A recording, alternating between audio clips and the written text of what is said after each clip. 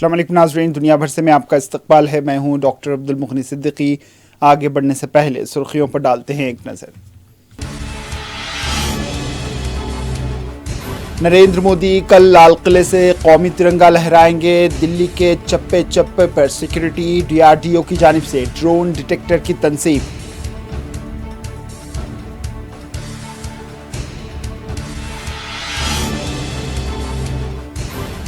राजस्थान के जालोर में school teacher की ज़दकोबी से कमसिन तालिबे इल्म फौत। बर्तन से पानी पीने पर कमसिन तालिबे इल्म को मिली थी सजा।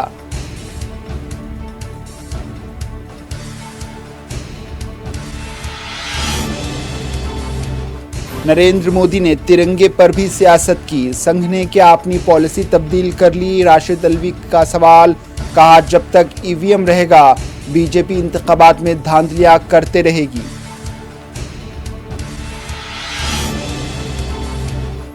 ओडिशा के संबलपुर में सैलाब का खतरा। नशीबी इलाकों से अवाम को महफूज मुकामात पर मुंतकिल कर दिया गया। मध्य प्रदेश के धार में दर्जनों खानदान आरजी खेमों में जिंदगी गुजारने पर मजबूर।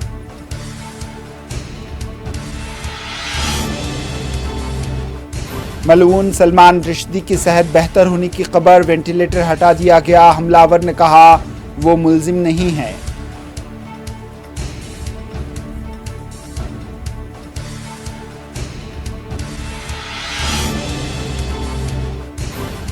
और ताइवान ने चीन की कशीदगी के दौरान हिमायत पर भारत का शुक्रिया अदा किया। चीन की जंगी मशकें भी जारी।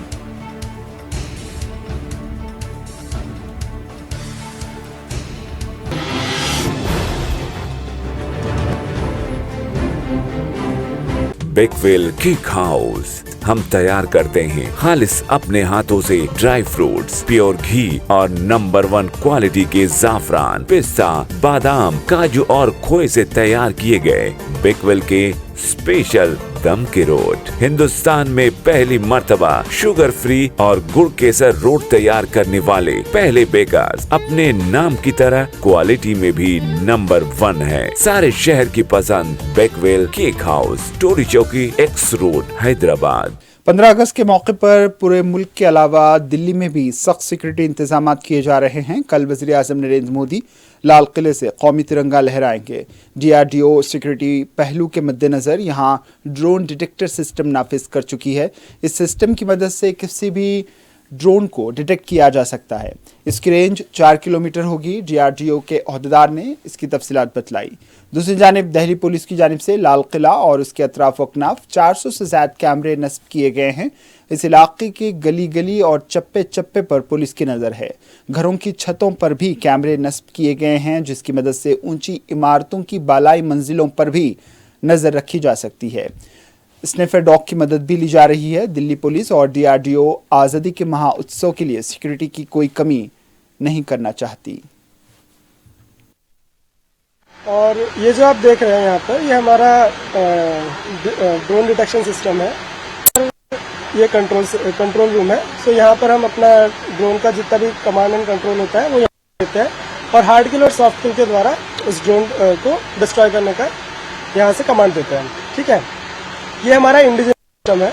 सो it is fully developed in India only and this is second time we are deployed in this place. Okay, so radius कितना है? इसका रेडियस हमारा 4 किलोमीटर का है। तो 4 किलोमीटर के अंडर में जो भी ड्रोन डिटेक्ट होगा हम उसको अपना सॉफ्ट किल हार्ड किल के द्वारा डिस्ट्रॉय कर सकते हैं। राजस्थान के जालोर जिले के एक निजी स्कूल में एक बर्तन से पानी पीने पर एक 9 साला दलित बच्चे की मुबैना तौर पर पिटाई के बाद हफ्ते के रोज इसकी मौत हो गई। स्कूल में ये पानी ऊंची जात वालों के लिए रखा गया था, मगर लड़के ने इस बर्तन से पानी पी लिया। जालोर के सोरना गांव में यह वाकया पेश आया है, जहां स्कूल टीचर ने खास बर्तन से पानी पीने पर 9 साला कमसिन बच्चे को इस कदर बेरहमी से पीटा कि उसे अस्पताल में शरीक करना पड़ा। बाद में उसे गुजरात के अहमदाबाद के खानगी अस्पताल में शरीक करवाया गया, जहां वो जख्मों की ताब न लाकर चल बसा। पुलिस ने टीचर को गिरफ्तार कर लिया है। इस टीचर पर कत्ल और दर्ज फहरिस्त ज़ात और दर्ज फहरिस्त कबीले मुजालिम की रोकथाम एक्ट के खिलाफ वर्जी का इल्ज़ाम आयद किया गया है। ये वाक़या 20 जुलाई का बताया गया है। वज़ीर आला अशोक गहलोत ने ट्विटर पर इस वाक़े की मजम्मत की है। on 20th of July by a teacher who got infuriated upon seeing him drinking water from a pot which is meant for upper caste people. Police said, the abusive teacher has been arrested and booked for murder, and under SC/ST Prevention of Atrocities Act, the BJP has blamed the Gehlot government over the death of the child. The BJP MP Rajyavardhan Rathod said crimes against Dalits women have been the highest in Rajasthan, and Gehlot has been busy saving his gun. Saraswati school में सूर्यनाम बनवा गयो तो cell Singh मारसा थप्पड़ भाई माता में haemorrhage बनियो मोहम्मदा भाई सीयू में लिंग गयो जो हमारा बेटा री डेट हो गई। ये सुराना में जो है वो कुछ समय पहले जो अध्यापक के द्वारा है वो छात्र के साथ में मारपीट की गई थी। इस प्रकरण का पुलिस के संज्ञान में आते ही त्वरित गति से इसको संज्ञान में लेते हुए प्रकरण दर्ज करवाया गया। छत्तीसगढ़ के वज़ीर आला भूपेश बघेल ने वज़ीर आला नरेंद्र मोदी को तनक़ीद का निशाना बनाते हुए कहा है कि नरेंद्र मोदी ने किसानों की आमदनी को दुगनी करने का वायदा किया था, मगर महंगाई दुगनी हो गई। इन्होंने कहा है कि गांधी और तिरंगा के नाम के जरिए वज़ीर आज़म नरेंद्र मोदी कांग्रेस की तारीख को भुलाना चाहते हैं, मगर ऐसा नहीं होगा। इन्होंने कहा है कि बाज़ लोग गांधी के कातिल को मुर्दाबाद कहते हैं, बल्कि इसकी पूजा भी करते हैं। गांधी कई के तिरंगा लेके यात्रा करके कांग्रेस के हथियार ल छिन्ना जाते, प्रतीक ल छिन्ना जाते, नेता मन ल छिन्ना जाते। वो अपनाओ बहुत बढ़िया बात है, लेकिन गांधी का हत्यारा को मुर्दाबाद ते कहां बोल दो, वो नहीं बोल सका है। मन कावर की वो मनुकर मंदिर बना के पूजा करते अभी को कहातरी से निर्मल कहातरी से कि असोनी कहातरी से, तो ये फर्क है। और ये आजादी के लड़ाई लड़ने वाला है धरती, पाटन की धरती। ये हमारे पुरखा मन पूरा अपन जवानी देश के आजादी पर कुर्बान कर दी। ऐसा वो धरती, ये धरती भी नमन करा था, वो स्वतंत्रता संग्राम सेनानी मल भी नमन करा था। और देश 75 साल में आज समाज में विद्वेष फैलाए जाते। आज कह रही प्रधानमंत्री जी 15 अगस्त 2022 तक के किसान मन का आय दुगुनी हो जाएगी। कतका जन किसान मन का आय दुगुना हो गया। छत्तीसगढ़ में कांग्रेस की सरकार है, वहां सबसे ज्यादा कीमत मिला थे, लेकिन केंद्र सरकार कतका कन दे है बताते कि आय दुगुना हुई है।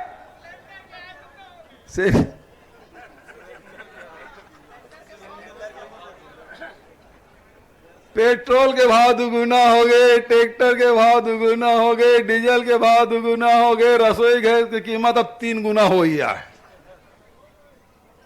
हो गए नहीं, 400 ले 1100 हो गए। और पैसा कहां जाते अब समझ लो, तो आय कहां कर दुगुना हो तेला।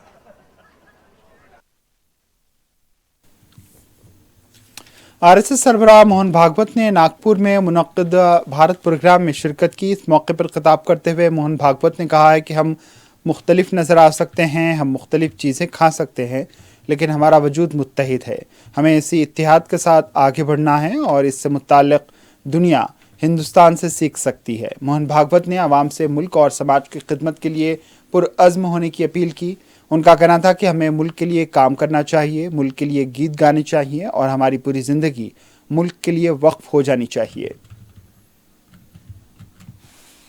नित्य सिद्ध शक्ति ऐसी थी, जितने मांगे उतने वीर दिए, जैसा आक्रमण था वैसा जवाब देने वाले दिए।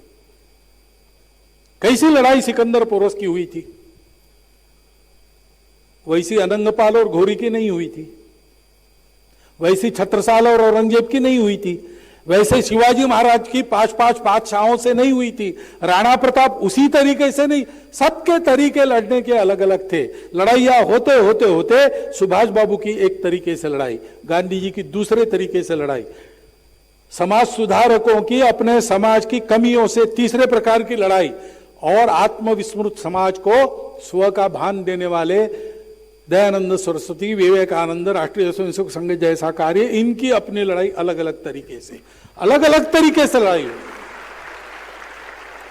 अलग अलग मोर्चों पर अलग अलग प्रकार से लड़ना पड़ता है। उस लड़ाई करने वालों को समाज ने दिया, संकट सामने था, संकट देश के अंदर था, आज सामने कोई नहीं है तो समाज सो जाता है। आपस के झगड़े, जात पात के झगड़े चलते, भाषाओं के झगड़े चलते, आंदोलन चलते, लूटपाट सब चलता है। लेकिन कारगिल जैसा कोई हादसा हो जाए तो तुरंत सारा समाज सब भूल के देश के लिए लग जाता है।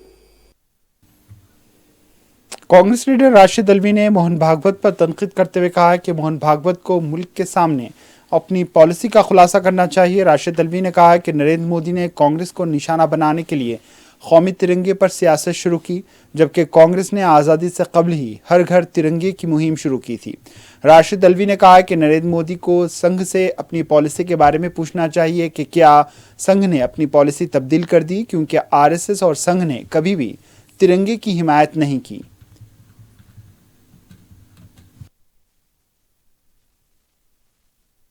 कि ये जो नए स्लोगन बनाए हैं बीजेपी ने कि पाकिस्तान चले जाओ, लव जिहाद, घर वापसी, क्या इससे इस देश की एकता बाकी रह सकती है? और अगर आप सचमुच एकता चाहते हैं तो भारतीय जनता पार्टी के इन नेताओं के खिलाफ जो ये घृणा कर रहे हैं उनके खिलाफ कार्रवाई कीजिए। ठीक है, दूसरा सवाल, स्वतंत्रता दिवस मनाते हैं, 14 अगस्त को विभाजन भयावह स्मृति दिवस या फिर विभाजन विभीषिका दिवस के तौर पर मनाते हैं? देखिए, भारतीय जनता पार्टी हर काम में राजनीति करती है। सबसे पहले तो मैं प्रधानमंत्री से अदब से कहना चाहूंगा, तिरंगे झंडे पर आपने राजनीति शुरू की, लेकिन आपने राष्ट्रीय सेवक संघ के मुखिया से पूछा कि क्या उन्होंने अपनी नीति बदल दी है? 1929 के अंदर कांग्रेस पार्टी ने पहला स्लोगन दिया था कि हर घर पे तिरंगा झंडा लगाना चाहिए। तो उस वक्त के आरएसएस के मुखिया हेडगवार जी ने कहा कि कोई भी आरएसएस का मेंबर तिरंगे झंडे को नहीं लगाएगा, भगवे झंडे की पूजा करेगा। उसके बाद जब देश आजाद हुआ फिर यही वाकया हुआ और ऑर्गेनाइजर ने कहा कि तिरंगे झंडे को इस देश में इज्जत नहीं मिलेगी, इस देश का झंडा भगवा झंडा है। तो मोदी जी पहले तो इसे क्लैरिफाई करें कि क्या आरएसएस ने और बीजेपी ने अपनी नीति बदली है? सिर्फ यह कह देना कि झंडा लगाइए, इससे लोग आप पे भरोसा नहीं करेंगे। क्या यह आपका आरोप है कि हर घर तिरंगा या हर घर झंडा कांग्रेस का ही स्लोगन था जिसे भाजपा चला रही है?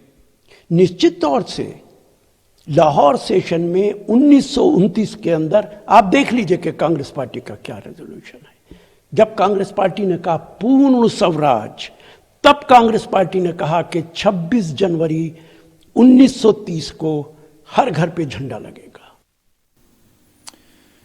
राशिद अल्वी ने कहा कि जब तक ईवीएम नहीं हटाए जाएंगे तब तक बीजेपी इंतखाबात में धांधलियां करती रहेगी। इन्होंने कहा कि ईवीएम के जरिए बीजेपी बड़े खेल खेल रही है। इन्होंने तरक्की याफ्ता ममालिक की मिसाल दी कि वहां ईवीएम मशीनों के जरिए इंतखाबात नहीं होते। हिमाचल प्रदेश में मजहब तब्दीली बिल पर बात करते हुए इन्होंने कहा कि मोहन भागवत एक तरफ इत्तेहाद इत्तेफाक की बात करते हैं और दूसरी तरफ मजहब तब्दीली का कानून बनाया जा रहा है, जबकि ऐसे कानून पहले से ही मौजूद हैं।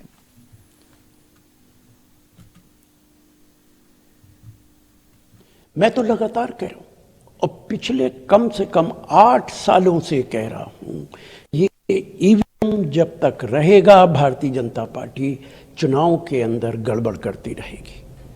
ईवीएम को बदलना चाहिए।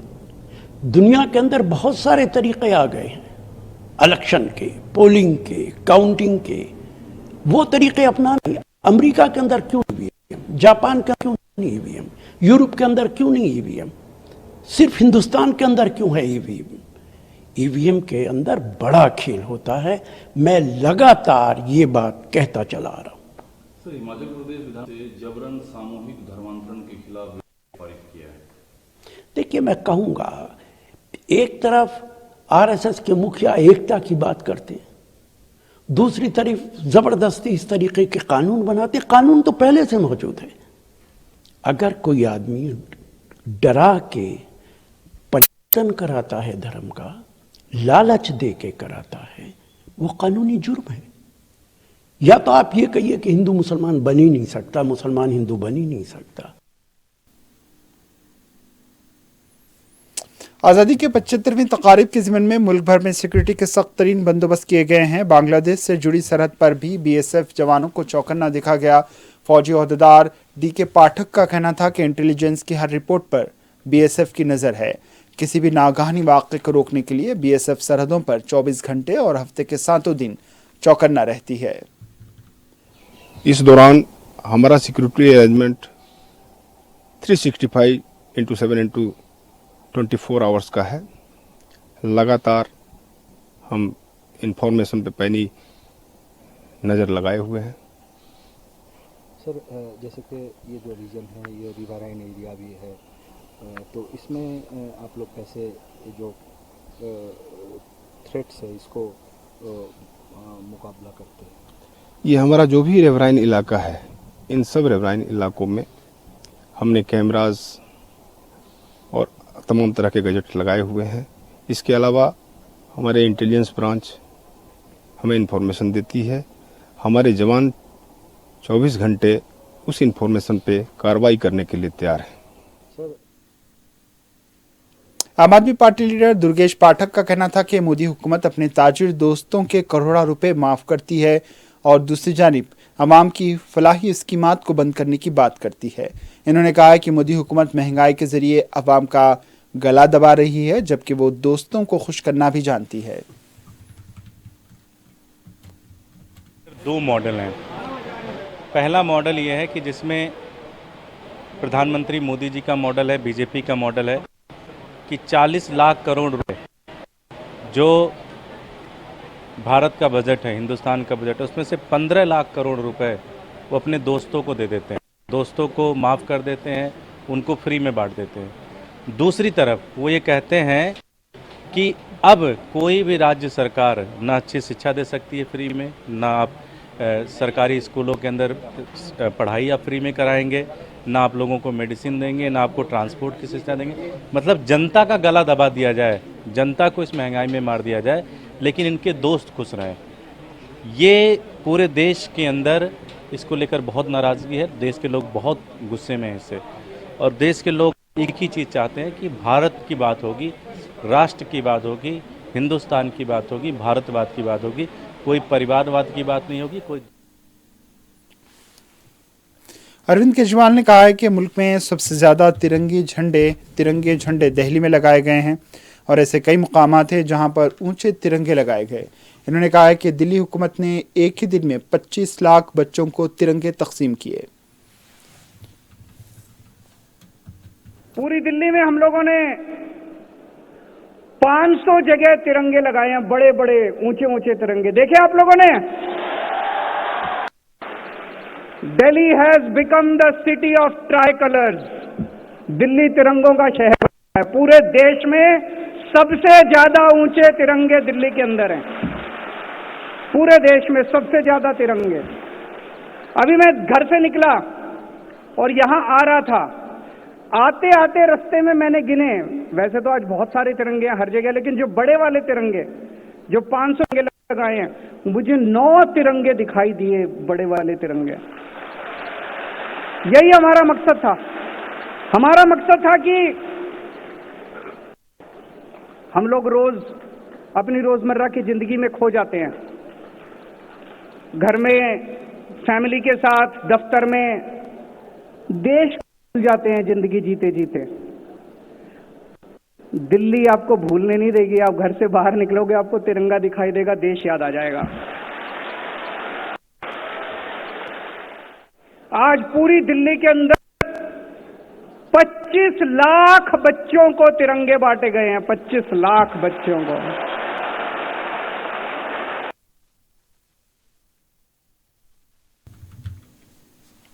बीजेपी लीडर और मरकजी वजीर ज्योतिरादित्य सिंधिया ने मध्य प्रदेश के ग्वालियर में हर घर तिरंगा मुहिम में हिस्सा लिया और खिताब किया। आज़ादी के इस अमृत महोत्सव के मौके पर वो हिंदुस्तान के अजीम मुहाफिज मुग़ल शहंशाहों को कोसना नहीं भूले। इन्होंने मुग़ल और अहमद शाह अब्दाली को गैर मुल्की हमलावर करार देते हुए कहा है कि गैर मुल्की हमलावरों ने हिंदुस्तान पर कई बार हमला किया, लेकिन हिंदुस्तानियों ने कभी उनके ख्वाब पूरे नहीं होने दिए। तिरंगा हमारी पहचान और फ़ख्र है, ये हमारी कुर्बानियों का मुँह बोलता सबूत है, ये तहजीब की अलामत है। ताहम सिंधिया को ये नहीं मालूम कि वो रानी लक्ष्मीबाई के नाम से जो इजहार फ़ख्र कर रहे हैं, इन्होंने भी मुग़ल शहंशाह बहादुर शाह जफ़र की क़यादत में मुल्क की पहली जंग आज़ादी लड़ने का फ़ख्र हासिल किया था। हमारी भारत भूमि एक पवित्र भूमि है। 2000 वर्षों से 3000 वर्षों से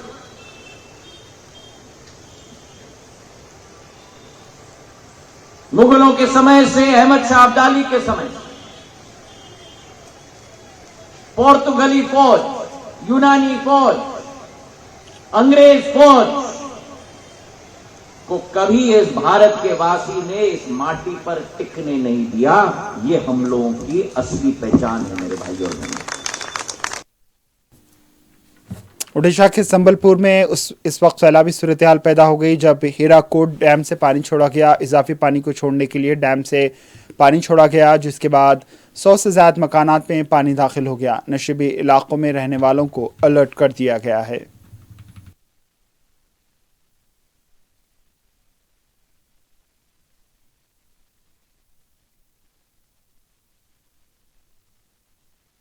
दूसरी जानिब मध्य प्रदेश के धार में डैम में पानी खतरे के निशान से ऊपर पहुंचने पर नशीबी इलाकों से आवाम को महफूज मकामात पर मुंतकिल कर दिया गया। ऐसा ही एक ख़ानदान आर्जी तौर पर टेंट लगाए अपनी ज़िंदगी गुजार रहा है। उनके हमरा उनके मवेशी भी मौजूद हैं। मुतासरा ख़ानदान का कहना था कि वो रिहायशी कैंप में जानवरों को ले जा नहीं सकते, इसीलिए वो इस टेंट के नीचे ज़िंदगी गुजारने पर मजबूर हैं।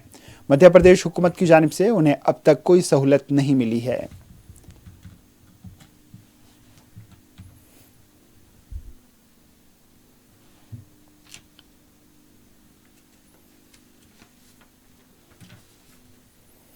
मलून सलमान रुश्दी अस्पताल में हुनूस ज़ेर इलाज है। सलमान रुश्दी की हालत अब पहले से बेहतर बताई गई। इसे वेंटिलेटर से हटा दिया गया और वो दोबारा बात करने के काबिल भी बताया गया। इससे कबल सलमान रुश्दी के एजेंट का कहना था कि उनकी सेहत के मुताल्लिक़ खबरें अच्छी नहीं हैं और इसकी हालत तशवीशनाक बनी हुई है। वो वेंटिलेटर पर है, बोल नहीं पाता और एक आंख भी ज़ाय होने का इम्कान है। वाज़ेह है कि मलून सलमान रुश्दी पर कातिलाना हमला करने के इल्ज़ाम में अमेरिकी पुलिस ने एक शख्स को गिरफ्तार किया है और इस शख्स ने वजाहत की है कि वो मुल्ज़िम नहीं है।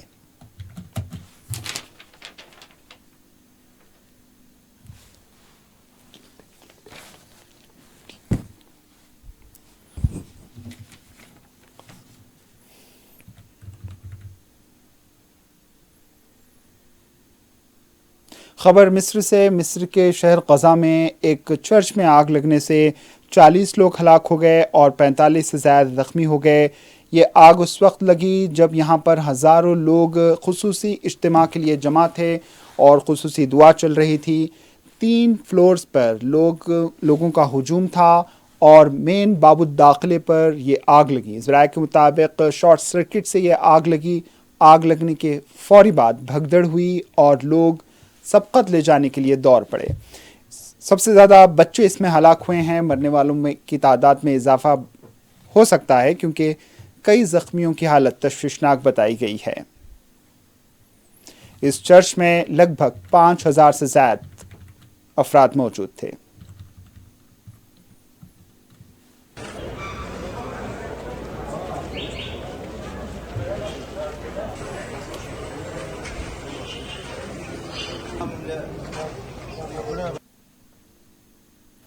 इस्राइली पुलिस के मुताबिक मगरबी दीवार से यरूशलेम की तरफ जाने वाली बस पर गोलियां चलाई गई। एम्बुलेंस सर्विस ने बताया कि हमले में 7 अफराद जख्मी हुए। तिब्बी माहिरीन 2 अफराद का इलाज कर रहे हैं जो शदीद जख्मी हैं, साथ ही 5 दीगर जिनकी हालत बेहतर हो रही है। पुलिस के बयान के मुताबिक मुलजिम मौके से फरार हो गया। पुलिस की बड़ी तादाद ने हमले की जगह को घेर लिया है और तहकीकात का आगाज कर दिया है।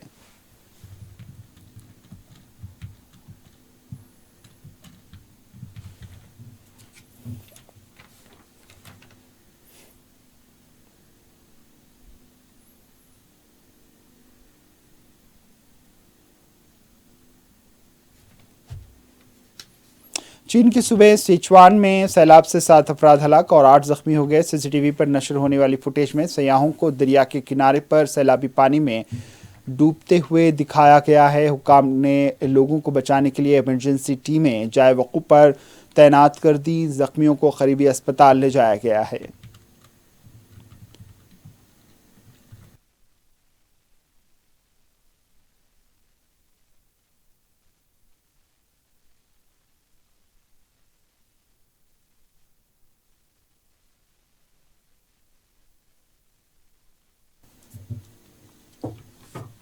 चीन की जानिब से जंगी मशक़ें जारी हैं। वाज़ेह है चीन 2 अगस्त को अमेरिकी ऐवान नुमाइंदगान की स्पीकर नैन्सी पेलोसी के ताइवान के दौरे के बाद से फ़ौजी मशक़ें कर रहा है। सीसीटीवी में बहरिया को जंगी जहाज़, फ़ौजी गाड़ियों और ज़मीनी दस्तों से मिसाइल दागते हुए फ़ौज को हेलीकॉप्टर से फायरिंग करते हुए दिखाया गया है।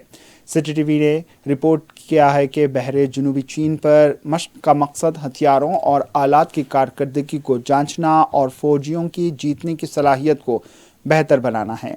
दूसरी जानिब ताइवान ने चीन की कशीदगी के दरमियान हिमायत पर भारत और दीगर ममालिक का शुक्रिया अदा किया। ताइवान की डिफेंस मिनिस्ट्री ने अपने दिफा में इजाफा करने की भी बात कही है।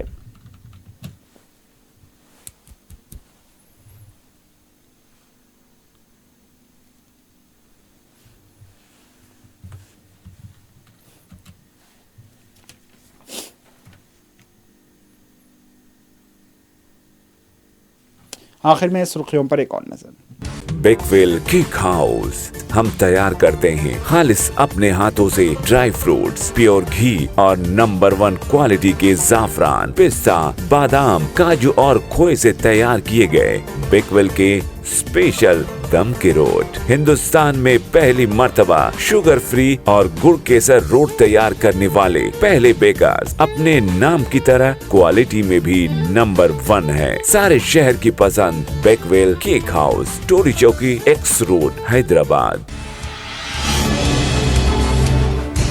नरेंद्र मोदी कल लाल किले से कौमी तिरंगा लहराएंगे। दिल्ली के चप्पे चप्पे पर सिक्योरिटी, DRDO की जानिब से ड्रोन डिटेक्टर की तंसीब।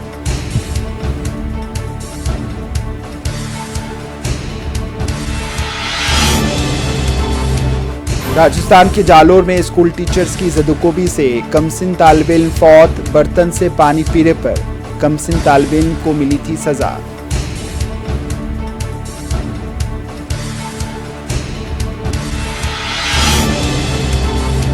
नरेंद्र मोदी ने तिरंगे पर भी सियासत की। संघ ने क्या अपनी पॉलिसी तब्दील कर ली? राशिद अल्वी का सवाल। कहा जब तक EVM रहेगा बीजेपी इंतखाबात में धांधलियां करती रहेगी।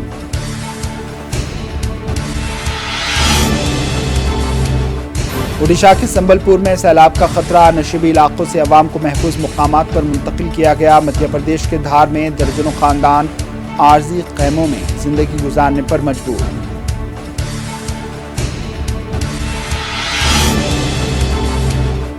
मलून सलमान रुश्दी की सेहत बेहतर होने की खबर। वेंटिलेटर हटा दिया गया। हमलावर ने कहा वो मुल्जिम नहीं है।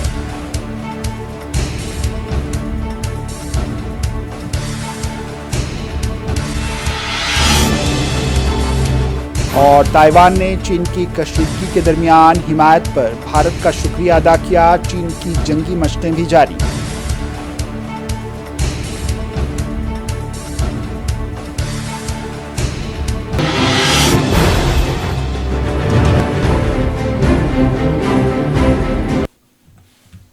इसी के साथ दुनिया भर से इख्तिताम को पहुंची। दीजिए इजाज़त। अल्लाह हाफ़िज़।